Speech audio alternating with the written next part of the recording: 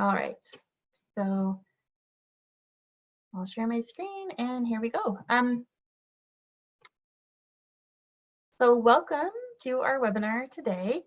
My name is Sarah Kinsella. Sarah is my nickname, and I am a speech and language pathologist. I work for the Special Education Technology Center in Washington State. We're located in Ellensburg, Washington. And it is a beautiful sunny day here today. And I think it's even warmer in Ellensburg. So that's definitely helping. So thanks to everyone for joining. And we're gonna look at the AAC Evaluation Genie app today on the iPad and some of the features that we have for that app. So let's go ahead and get started. At the end of this webinar, I'm going to save a little time to go over some new webinars and some new book clubs, book study groups that we have through the Special Ed Tech Center, and some special AT chatters, which are discussion groups for families and AT specialists. So I'll make sure to do that at the end. All right, so we're going to look at these 13 different subtests that AAC Evaluation Genie has. We're going to talk about how students can access this app, and just look at what does it look like when we set up a user and what are some of those special features that they have in the settings. So the AAC Evaluation Genie is an app that is only for iOS, so your iPhone or your iPad. It's $12.99. It's been around since about 2012, I believe.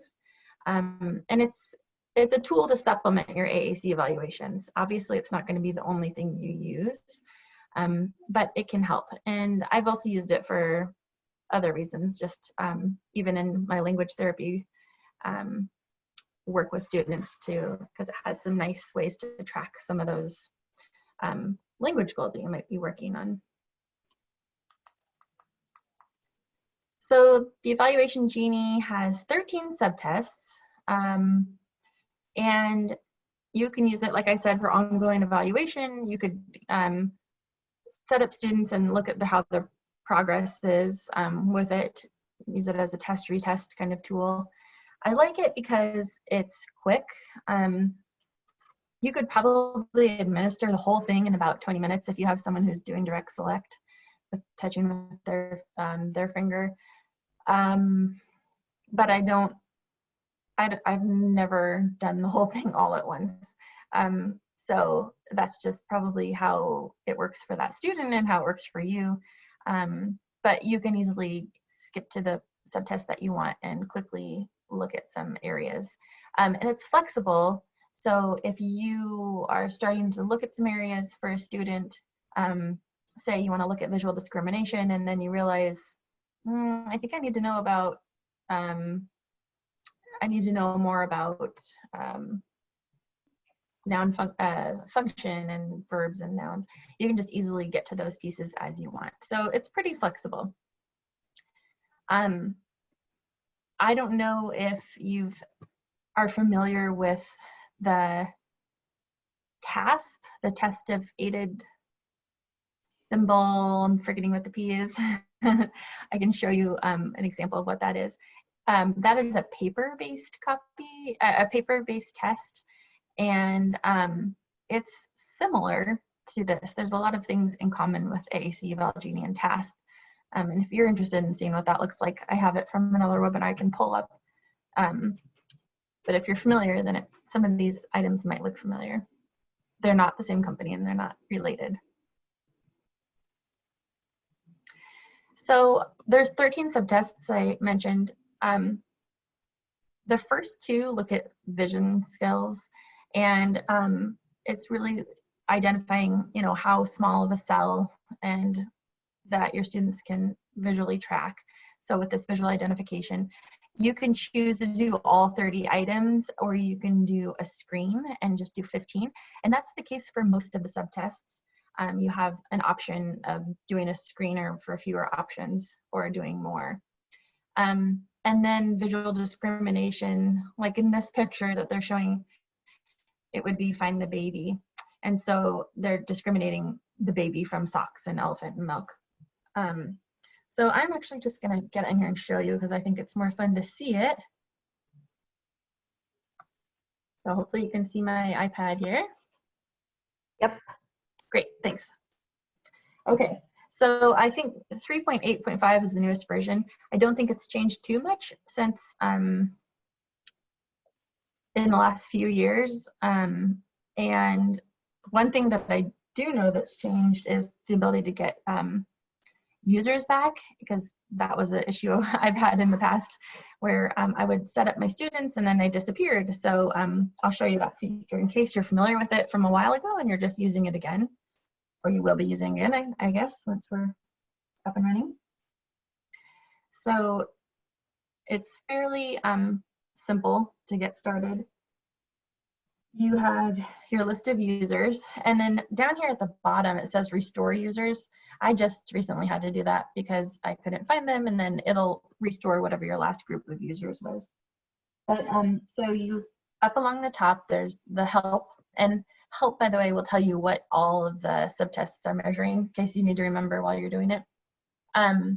Data sends you to a data collection form at the end, and I'll show you that.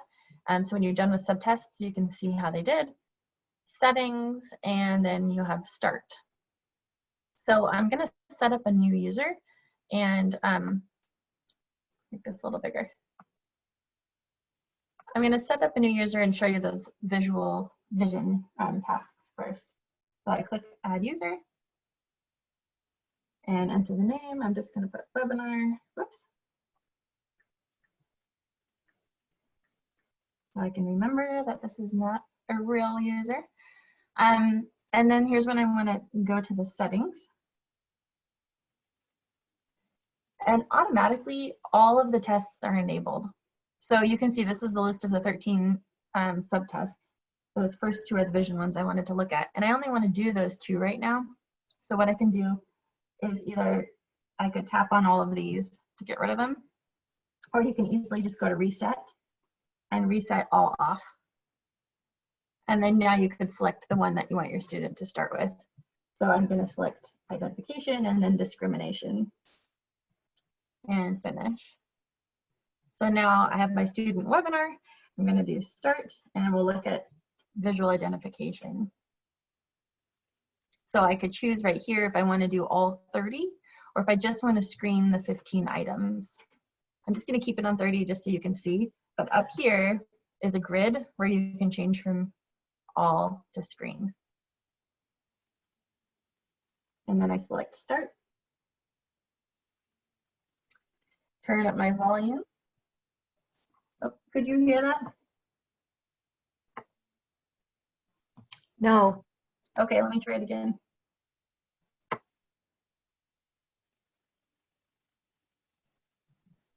How about that time? Nope, I'm still not hearing it. Oh, sorry.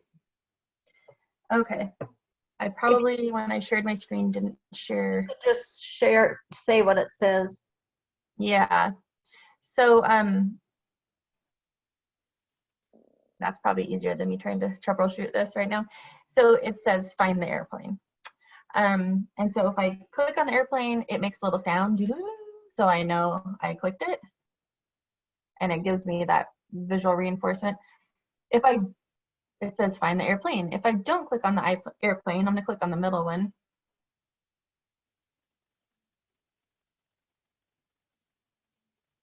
It just,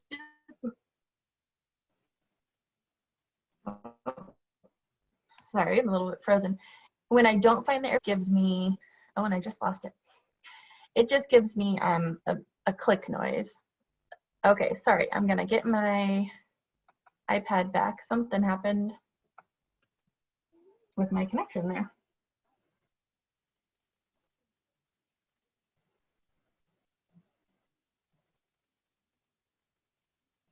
Okay. You all can see this again, right?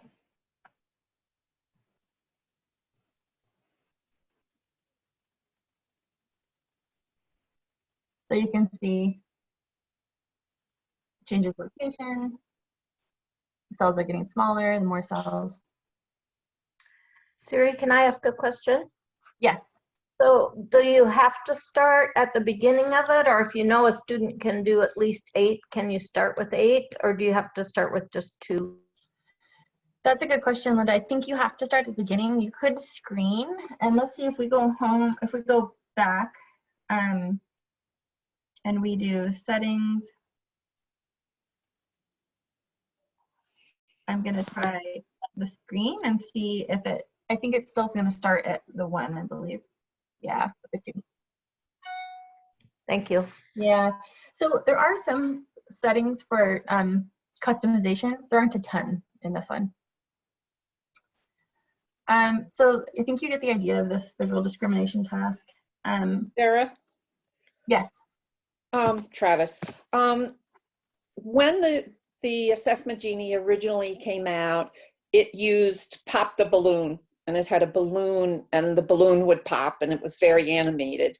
Is there Yes. any way to change? I find the airplane doesn't do it for a lot of my kids, and I found I really miss the balloon.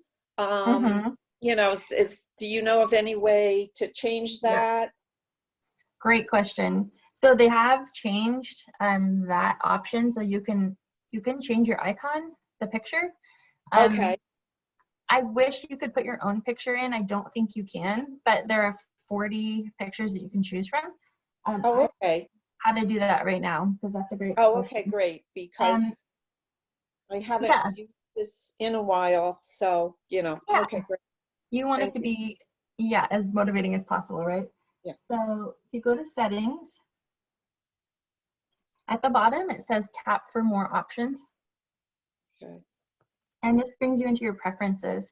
And we'll talk about this in a minute, but down here at the bottom it says customize vision subtests. And there's 40 options.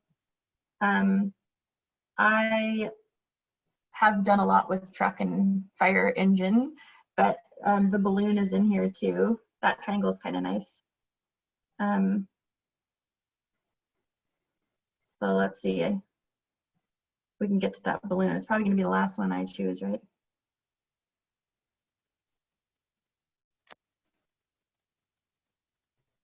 There's that fire engine. That seems to be a popular one.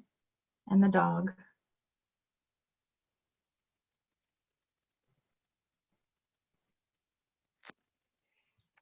Oh, and Buddy. So for some reason, Buddy's kind of popular. There's that balloon. Okay. All right. So let's go to the next. Let me make sure I'm on here. Discrimination. We'll go to the next subtest. Oh, okay. That's the other thing that sometimes happens. I noticed that if I haven't finished that subtest, especially for this example where I'm just going through them halfway, it's going to make me go back and finish it. So I'm just going to go to my settings, reset for the purposes of this.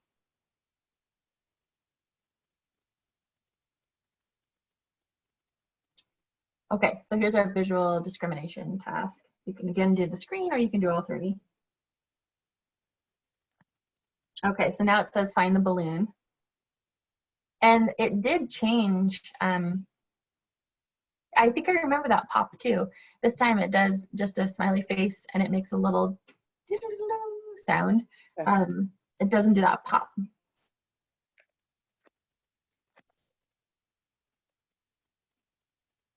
And find the balloon. So if I do it incorrect, if I do the tree, that's all it does.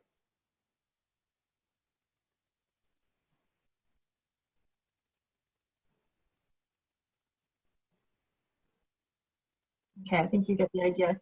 I'll just go a bit more so you can see.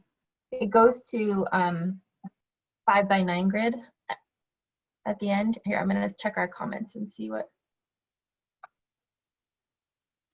Oh, sometimes my comments don't pull up super well when I'm sharing. No. I don't see anything in chat, not for everyone at least. Okay, great. And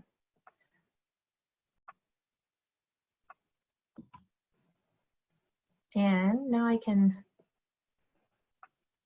select Share computer sound. That's what I did wrong before. Now you should be able to hear it.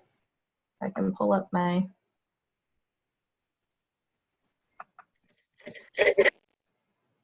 Sorry, now I lost my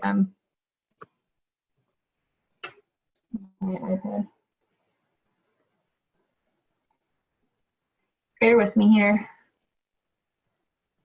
Okay.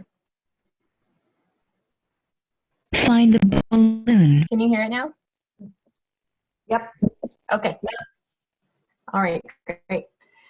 I'll just do a few more so you can see how small this gets. I think it's helpful. Find the balloon. Find the balloon. Find the balloon. You could probably turn Find the the iPad balloon. down a little bit. Turn it down. Sure. Thanks for telling.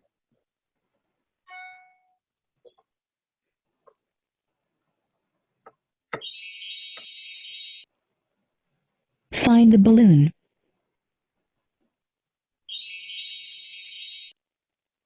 Find the balloon. I won't Find the subtest balloon. this much, but for this one, it's kind of different to see how it changes. Find the balloon. And then all of a Find the sudden, that's a balloon. lot more. Find the balloon. Find the balloon. So now when we get here, Find the they've started balloon. to add some symbols. And this is symbol stick symbols, if you're familiar with those. In some of the subtests, you have a choice of using the Pixon like unity type symbols or symbol sticks.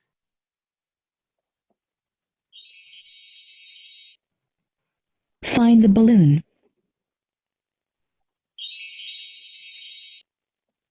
Find the balloon. Find the balloon. Those are pretty small. Find the balloon. Find the balloon. Find the balloon. Find the balloon. I think there's one more and then they'll get to the Find the smallest balloon. level. Okay, Find the this is the balloon. final, the smallest that they go. So I will stop here, go back to home. I'm gonna pull up my slides again.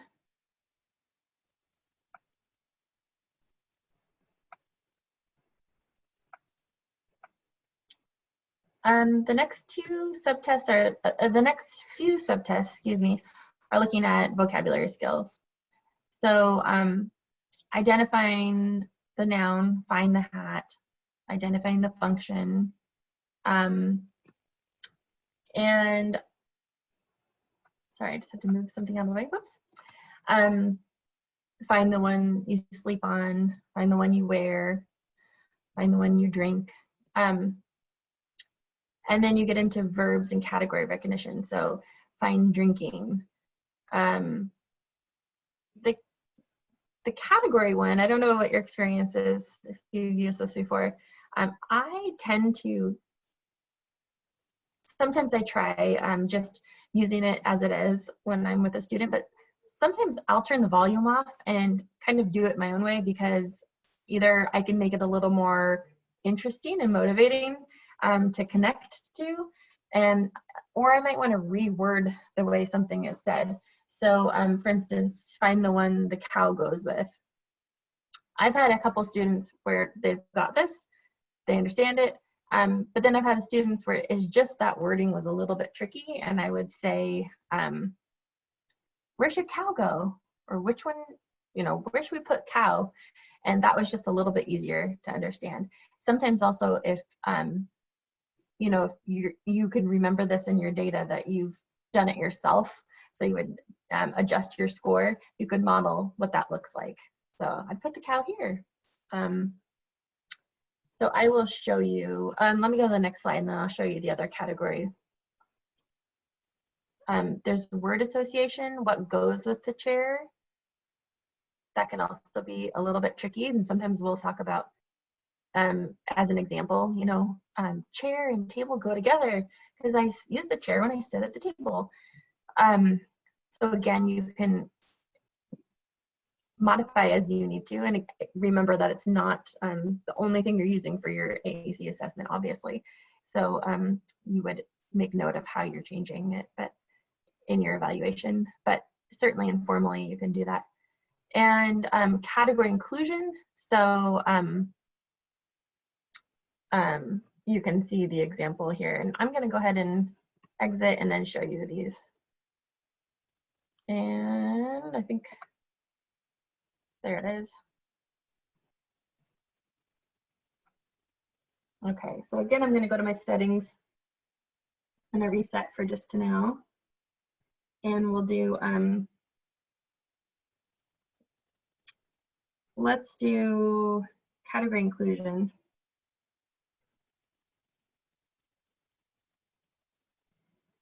Again, you have a screen or the 15. I'll do the screen now so you can see. Find the one that is an animal. So find the one that is an animal. Find the one that is a vehicle. Find the one that is a vehicle.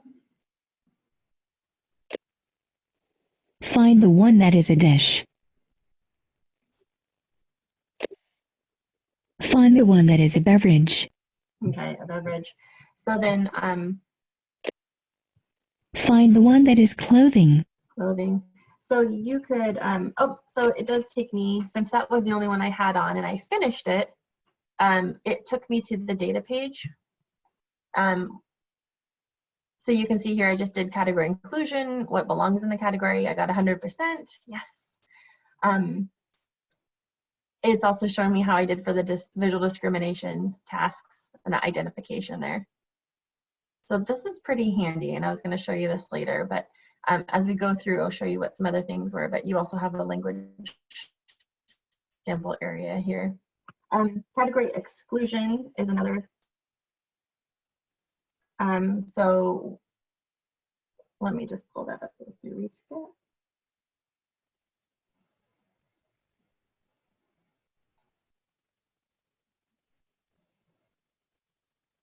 Find the one that is not an animal. Lagging a little bit behind. Find the one that is not an animal.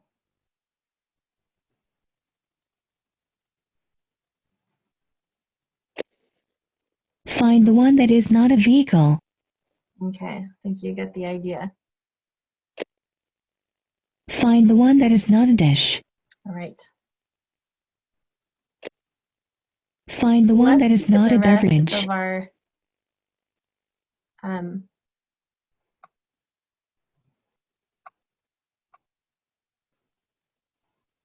rest of our subtests. So word association, category inclusion, we talked about. Category exclusion, the one that is not. Then we get into these core vocabulary areas. And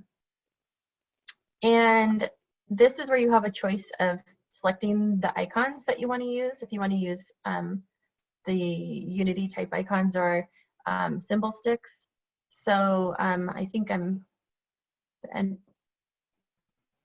my screen is blocking that, but so it's like find go. So it's going to be those common words that are really functional, harder to represent with symbols. And these came from two sources. The manufacturers used Gail van Tatenhove's core vocabulary selection, and there's a link to that. That'll be in your handouts when we get this. And then one other resource that I'll have to pull up. But so this is based on, these are research-based core vocabulary words that they've chosen. And then the Unity icon patterns. And I don't believe that they had the simple sticks option before, but maybe someone who knows it from when it came out. I don't think they did either. And that's the one thing I didn't like about was that it led you into the the min speak, the icon sequencing as kind of the only option at the end. And to me, it was kind of almost an advertisement for certain devices, if you know what I mean. Yeah, right. It felt like that was your final test. There was, can you do the Unity? And so yes, that there now is that option. It does do this whole subtest on the Unity icon patterns, but it's just for that subtest to look at how you can identify that. So let's look at these. I think you probably understand the core vocabulary one. It's going to say find have, find go, find home, some of those common core words. Let's look at the Unity icon patterns.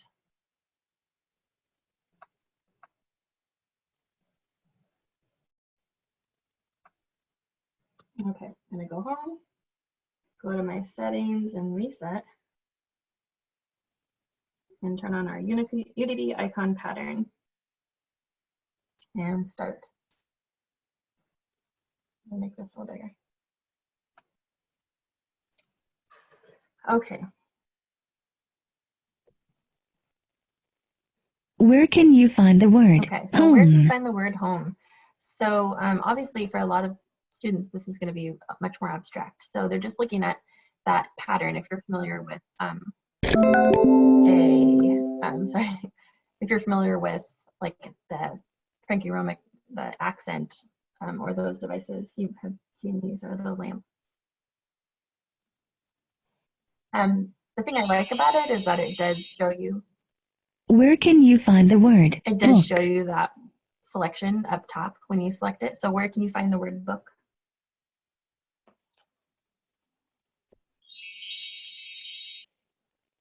Where can you find the word So if I listen? don't have it right, we'll see what it does. So it says, where can you find the word listen? And I'm selecting.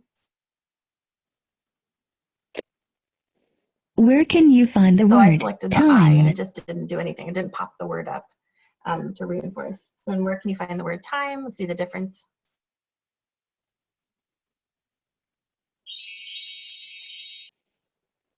Where can you find the word pretty? Pretty's in that rainbow. I don't understand what it does when you pick a wrong one. Okay, I'll show again. I didn't hear what this was, so I might pick a wrong one. Oh, I picked the right one. So when it's the right word, it pops up on top. Where can you find the word It pops fun? up on top and shows, instead of where can you find the word here, it'll show the answer. It shows fun. Where can you find the word When I pick the wrong wait? one, it doesn't show up there. It just moves on to the next set of words. Where can you find the word hungry? Does that make sense? Yeah, I guess I don't understand the point of it. Is it so if you have a student who uses that symbol system, you can test them? But it doesn't seem like it would tell you whether they could do it if they've never done it. Does it? Well, right. You could do it that way. You could use it for someone who's already using these symbols. The idea that the reason behind it is that you could see if this is a symbol system that they might take to. Obviously, we know you need to do a lot of modeling with symbols, right, before we know what they are, often because they're abstract and we have to teach these patterns. But it is supposed to give some insight into whether this might be something that the student could use. And I guess you could try it like with some like a teach, reteach, teach, test, reteach type thing. You could try it with modeling like that. Like, remember, I found the pretty was the rainbow, so all the pretty colors. And then you could try it again and see. I mean, you could probably try that with all of these, but I'm wondering if anybody that's used it has ever had a student who doesn't use Unity get any of these right, or if it's just course, at least they're not saying they're wrong, right? Right, right. That's good. That's Good good. question. If anybody has any insight into that. I haven't had a student who I've tested this part with and have said, we're definitely doing Unity from this. But I have used it at times with a user who's done like very well on the category representations. I always find that like in Bruno's, tasks, she always says, the categories are important because of the dynamic. And I do find that that's where the kids start to fall down and have trouble. So if someone does really well, I do this test and see how they do, because it's similar to what they have with the Unity, where they, we used to do and have Unity, and they say, show me the one that might mean money, and that type of thing. So it's sort of a modified version, and it does give you some insight as to whether this could be an option. And I think that's probably why they've looked at including it as this being a assessment that's more like some screening assessment to give you a lot of input into some of the things that the student is able to do or may present. So I have found it helpful. I don't do it with all of them, but if someone does really well with categories, especially exclusions and stuff that they can see some embedded meaning, then I'll do this at times. Thank you for sharing that. I appreciate it. yeah, that's a great point. And we certainly wouldn't give this subtest and say they're not a candidate for Unity symbols, but I think that's a great point, that looking at if they have those strengths with that categorization already, it's a great place to go. Yeah, thank you. I'm going to go back to home and our settings. And I'm actually just going to pull up our slides again. Sorry for going back and forth. All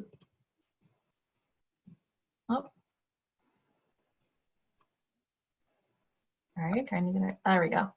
Okay, the next two, the last two subtests are these picture description and word prediction.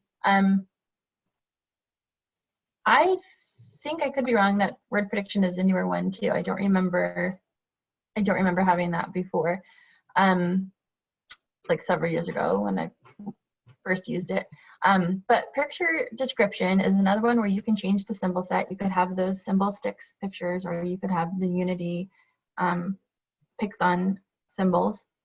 And it's presenting a picture reference for the student to see just if they can generate some language with these symbols. And it's asking for a similar type of sentence with each picture so that it's a bit repetitive. When I've used this with students, I've almost always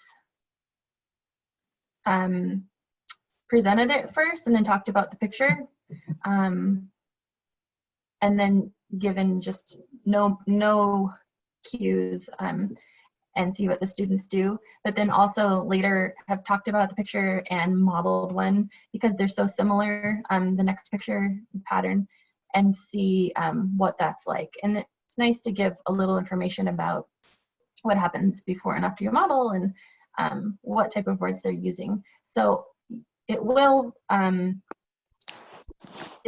give you the language sample. It'll record what symbols were used, and you can see yours versus theirs. You'll know when you're modeling, perhaps.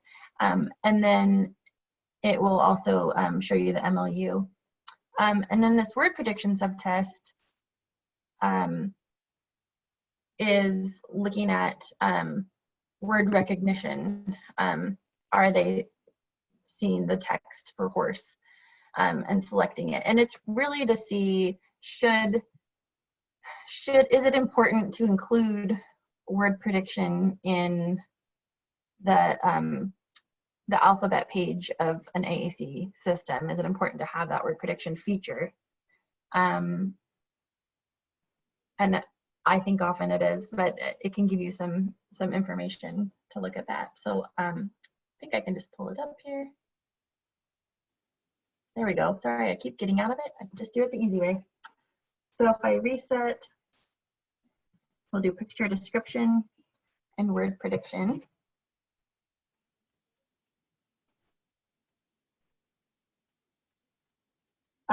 So this was the example. The boy is reading, or he is reading.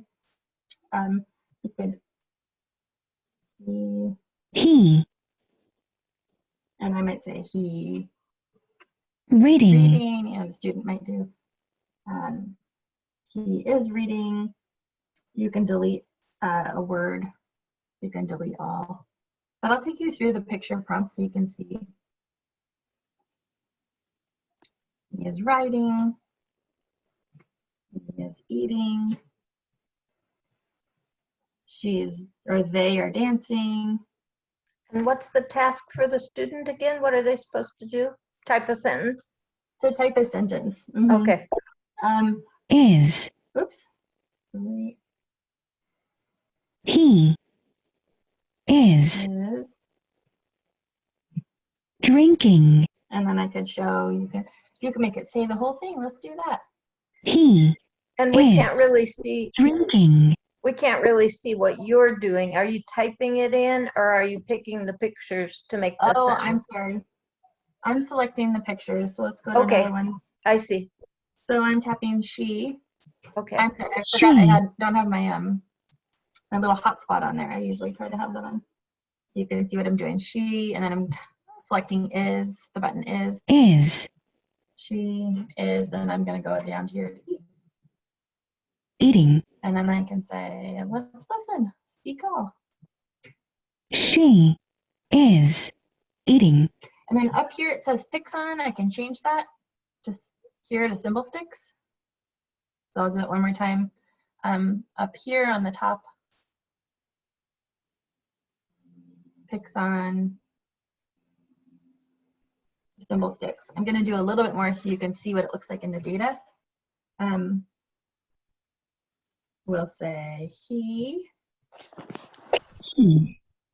is. And then I'm going to just do one apple. just so we can see the little difference there. And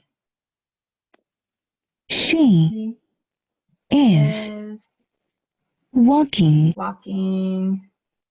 And I'm going to say she is walking ball. Just a ball. little difference. So now if I go to data, you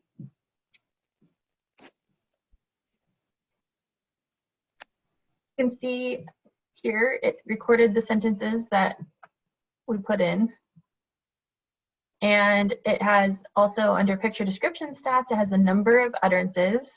So we had 4 sentences or utterances and the number of words all together. And then it calculates your MLU or your mean length of utterance. I'll return and show you the word prediction task. Again, you can do the screen or the 10. Find the word that matches this picture. So it says, find the word that matches this picture. Find the word that matches this picture. If I do brush, it doesn't give me any difference. Find the word that matches this picture. Look. Find the word that matches this picture. Been one subtest that sometimes I've been really surprised that you know, I hadn't thought to administer it, and I administer it, and sometimes we're amazed at the word recognition that some of the kids have in association, you know, that they picked correct answers, like 9 out of 10, and we didn't know that they were as focused on text information as the icon information. So it's also been helpful in making sure that, you know, maybe say if I was using you know, picture word power, that I do something that has the text readily available, you know, for Right. them to spell or sight read. So sometimes the other parts of the test haven't shown me that I would really do this, and yet will maybe try it and are kind of amazed. What we do find, though, is that often if there's horse and horses, they don't get the, you know, the Right. end of the plurality correct. But Right. it is amazing that, I mean, I've been amazed sometimes, not tons of kids, but a few kids who have done well when I did not think this would have been a skill, and yet they have some sense of that sight word stability, maybe not the phonetic for straight spelling. So, but it's just something that you might administer 1 or 2 or 3 and just see what happens. Great point. Great. And I think sometimes that's even you go a little bit farther and there might also be a picture that's a little bit more interesting or familiar too. And I think it is kind of important to go through many pictures if you can, if it's That's because true. yeah, you never know what's gonna pique someone's interest. That's a good point. I used to do this kind of just low tech with the words, or like even like letters, initial letter, with, you know, the letters of the word. And do you know, Travis, that this is a newer subtest since the beginning? Because Actually, I remember it oh, you do? always Okay. being there. I do, but I can't say for sure. I know, like you're saying, the symbol things have changed and all of that, but I do Yeah. sort of remember this. But, you know, I was looking for something way back when the apps first came out, and when this came out, you know, I tried it, and I just sort of remember it being there, but I'm not sure that I'm totally accurate. Yeah, I think it was there. Okay.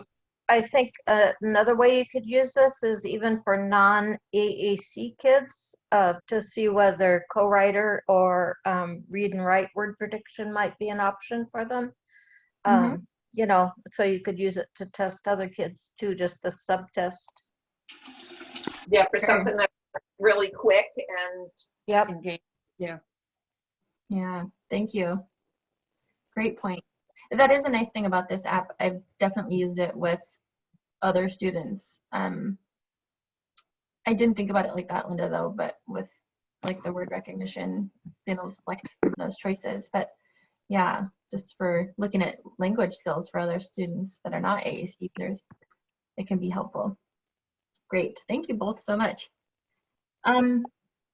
So let's see. Those are the main 13 subtests. I'm going to go ahead and move on. I think we've covered some of the other things because we've talked about the settings. You can administer this in Spanish or English. You could do direct select, or you can set it up for a switch. I'll show you what that looks like. We talked about the customizable target and the data summary section.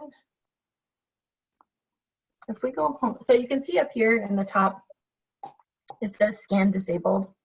So if I go home and to settings, and again, under tap for more options at the bottom,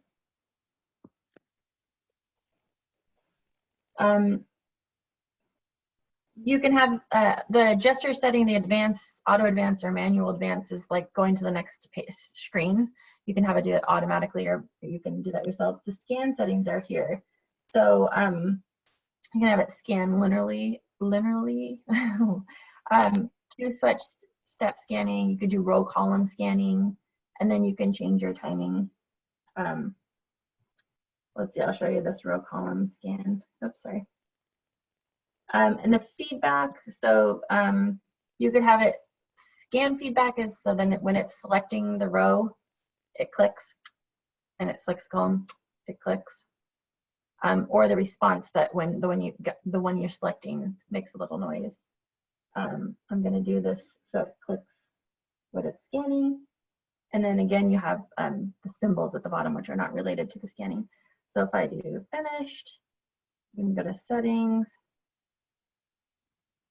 and we'll try it with visual discrimination. I don't have my Bluetooth switch set up for this, but I'll show you how it would look when it scans.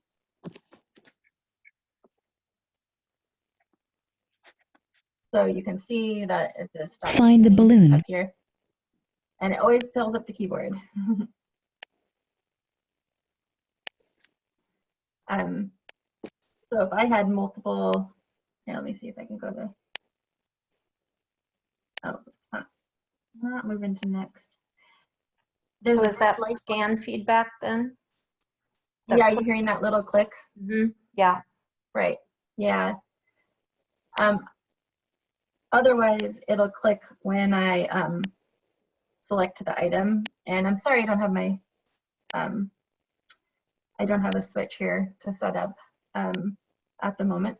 I normally would get that, but I wanted to show you when there were more cells because you could see the row column, but you get the idea. So it does have these options. Let's see. No, it's not letting me move on. It does have the options for scanning, which is nice if you need them. I think those are the main things I want to show you about this, and then I do want to show you a few more. Let's see. Have you ever administered it in Spanish? I wasn't aware that it did the Spanish, and I was thinking, often we get referred kids, you know, students who are nonverbal and their Spanish-speaking backgrounds, and unfortunately for us, sometimes we get very little information on what they understand in Spanish. And I was thinking of the option of using this as an option. I wondered how good the Spanish was, whether anyone's ever used it, and you know. So I haven't used it in Spanish before, but if anyone has, please speak up. And I just turned it on so we can see what it will look like.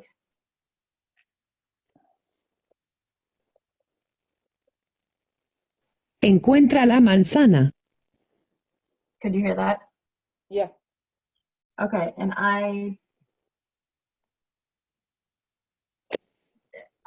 Encuentra los mitones. mitones. Encuentra el libro. Libro. Encuentra la muñeca. Oh, I don't know that one. You know it, help me out. I think it's the doll, like a mannequin, manipa. Oh. But Encuentra el coche. it's pretty good. And you'd get the data, so even if we don't understand the Spanish, Right. could end up getting the information. So Exactly. that's good. Yes, that's right. We can go to our data and see how we did on those nouns. Oh, 100%. Good. Great. Thank you for all these questions. Keep them coming as we're wrapping up here. I appreciate it. I already showed you this data page. That is really helpful. And I just recommend, usually I actually just take a picture with my phone because it's the quickest thing.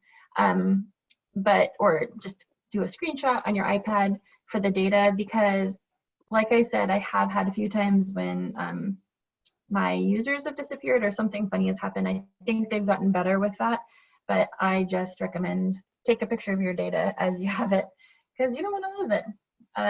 Or print your data if your iPad is hooked up to printing. There's those preferences we talked about. I will be sending these slides to you today, right after this webinar. And there's a link to purchasing it in iTunes. There's the Hump Software is the company that makes AAC Eval Genie, excuse me, and they have a video demonstration, and it's pretty long. It's, I think, almost 15 minutes, and it takes you through all the subtests and how to do it. And so if you want to send it to someone to try out, it's actually a good resource. Or if you want to watch it yourself to remember what categories they have. I did want to touch on our Special Ed Technology Center upcoming webinars, because we have some fun things happening. And I know we have some people joining that maybe haven't been on our past webinars or haven't recently. So I'll show you what those are and our new website. So here is, if you go to our website in webinars, you can find all of our recorded webinars on the SETC YouTube channel. So this will be on there too. And then upcoming webinars that we have. Obviously you found this one, but I did want to point out a few things. We have an AAC talk for students of all ages who are AAC users. And this is that 3:30 talk that's actually happening today. And every Thursday, I think, or most Thursdays, not every Thursday, with Karnveer Singh. And that's a great social opportunity for students. We've been hearing about from parents that that's a hard thing when kids are not in school, and how do we connect socially? How do they connect socially? So that's a nice option. Tomorrow, I just want to speak up really quick. That's about every other Thursday. oh, thanks, Andrea. Yeah. Tomorrow we have our Comprehensive Literacy for All book study. If you're familiar with Karen Erickson and David Copenhagen's work on